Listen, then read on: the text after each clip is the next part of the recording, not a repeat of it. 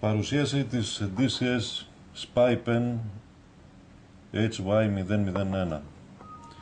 Πρόκειται για ένα στυλό καταγραφικό, το οποίο μπορεί να καταγράψει και εικόνα και ήχο,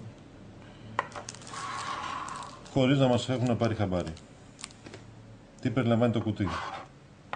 Περιλαμβάνει καταρχήν το στυλό,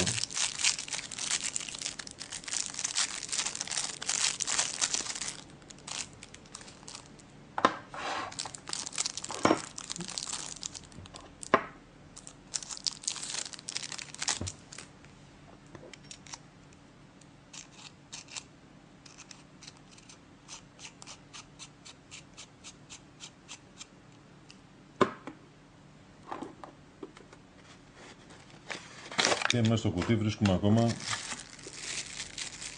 ένα καλώδιο USB,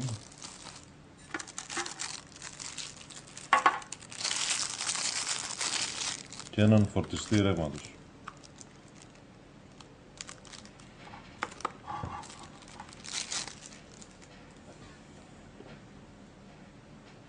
Το στυλό αυτό είναι ένα καταγραφικό με μνήμη 4 GB, που σημαίνει μπορεί να καταγράφει βίντεο και εικόνα επί 6 ώρες.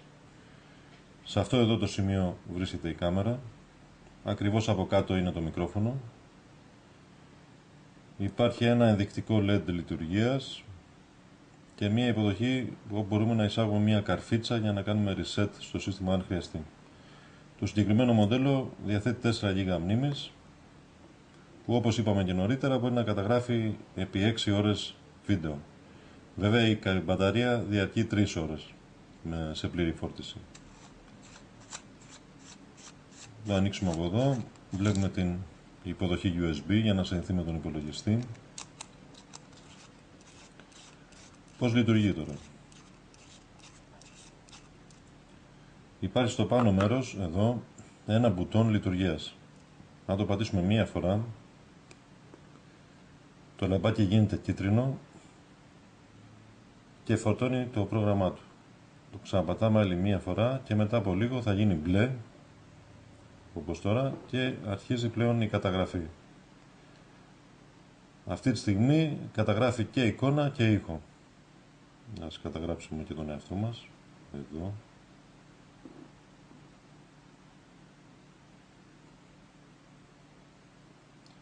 Για να σταματήσουμε την καταγραφή πατάμε ξανά μία φορά το πάνω διακόπτη.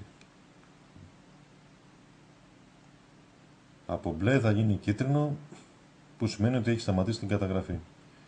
Για να ενεργοποιήσουμε την καταγραφή ξαναπατάμε μία φορά το κουμπάκι πάνω. Για να κλείσουμε τελείως το καταγραφικό το κρατάμε πατημένο.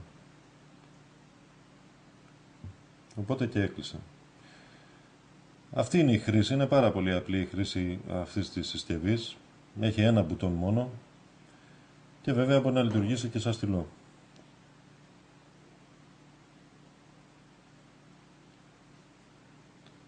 Άρα για να επαναλάβουμε, μία φορά πάτημα ενεργοποιούμε τη συσκευή.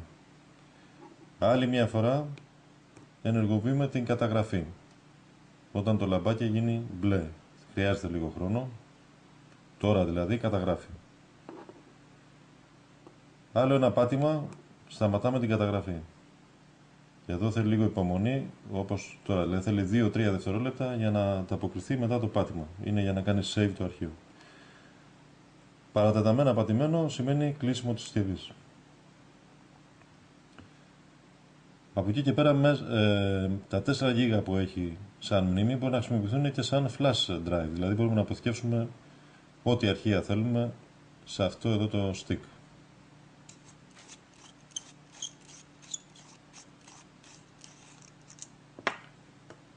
Τώρα για να προβάλλουμε τις καταγραφές συνδέουμε την USB αυτήν σε ηλεκτρονικό υπολογιστή.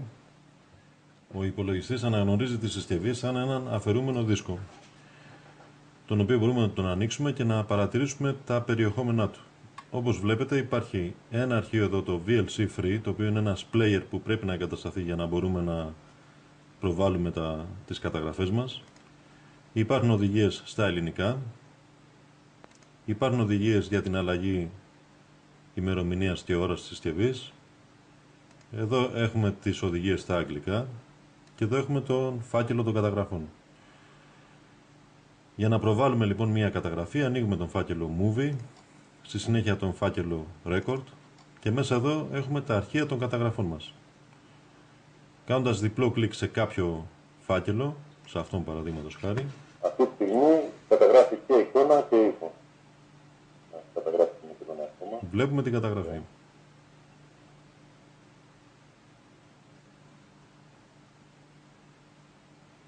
Για να σταματήσουμε την καταγραφή, θα κάνουμε ξανά μια φορά τον πάνω διακόπτη. Είναι πάρα πολύ απλή η χρήση και για οποιαδήποτε επιπλέον πληροφορία επικοινωνήστε με την DCS στο τηλέφωνο 210 53 13 598 ή επισκεφτείτε το site dcs.gr ή dcspavlaonline.gr για online αγορά. Ευχαριστούμε για την προσοχή σας.